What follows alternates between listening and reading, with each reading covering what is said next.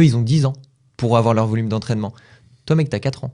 Là, vu l'objectif que je me suis fixé, j'ai 4 ans. Et ben là, en fait, je dois m'entraîner du coup 2,5 fois plus qu'eux, en Ouais, fait. C'est ouais. ça le truc qui est fou, tu vois. Et je pense que tu dois associer apprentissage, donc réussir à avoir justement un coach, avoir un coach, pouvoir avoir un référent, te démerder pour pouvoir trouver quelqu'un, et volume. Et pour moi, c'est les deux associés.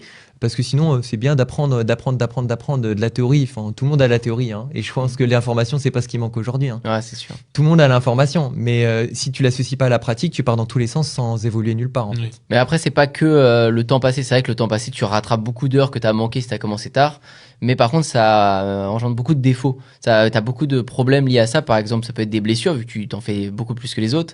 Ça peut être, tu peux être démotivé des fois parce que tu t'entraînes tellement que tu t'attends à beaucoup aussi. Il y a plein de désillusions qui en tombent. Tu vois, même la fatigue mentale, etc. Il y a plein de trucs. On reviendra sur une autre question. Mais il n'y a pas que ça. Et puis je pense que l'expérience et le temps d'assimiler les choses, il est important. Et le temps, il y a des moments, tu peux pas le remplacer non plus. Un joueur qui a 5 ans d'expérience, il a 5 ans d'expérience, il a eu le temps de vivre des trucs, il a eu le temps que les infos rentrent, de les essayer en match.